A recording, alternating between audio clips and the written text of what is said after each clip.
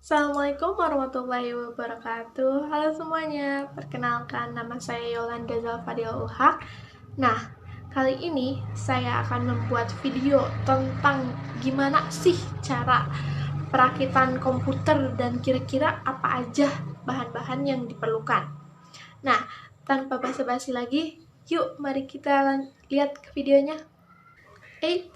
Sebelum ke tahap-tahapnya, saya akan menjelaskan apa saja yang kira-kiranya dibutuhkan dalam perakitan komputer ini. Simak ya. Nah, yang pertama ada motherboard. Berikut contoh motherboard jenis LGA 115. Yang kedua ada prosesor. Berikut adalah contoh prosesor jenis Sandy Bridge. Yang ketiga ada kipas prosesor. Berikut adalah contoh kipas prosesor jenis LGA.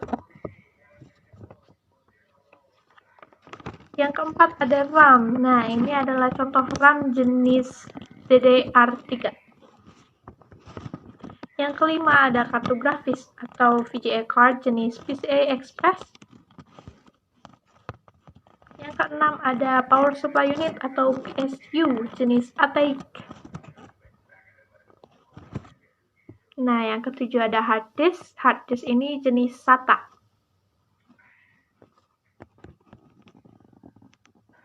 Yang kedelapan ada optical drive. Optical drive ini jenisnya DVD-RV. Yang kesembilan ada casing.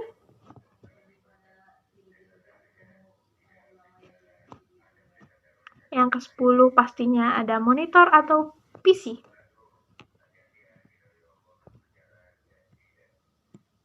Dan yang terakhir kita butuh keyboard dan mouse. Nah, setelah pembahasan bahan-bahan yang diperlukan untuk perakitan komputer, sekarang kita akan bahas tahap-tahap gimana cara merakit komputer. Simak ya. Langkah pertama adalah letakkan prosesor pada soket di motherboard, kemudian kunci. Langkah kedua adalah sejajarkan kipas prosesor di atas prosesor, kemudian kunci dan pasang pin kipas ke motherboard. Langkah ketiga, pasang RAM pada soket RAM di motherboard. Yang keempat, pasang PSU pada casing, kemudian kunci dengan baut. Tahap kelima, pasang motherboard pada casing, lalu kunci dengan baut.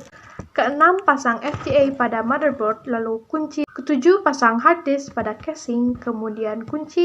Kedelapan, pasang optical drive pada casing. 9, pasang konektor PSU pada soket motherboard, hard disk, dan optical drive. 10. Pasang kabel SATA pada motherboard, lalu hubungkan pada hard disk dan optical drive. 11. Pasang konektor kabel front panel pada motherboard. Urutannya seperti gambar berikut.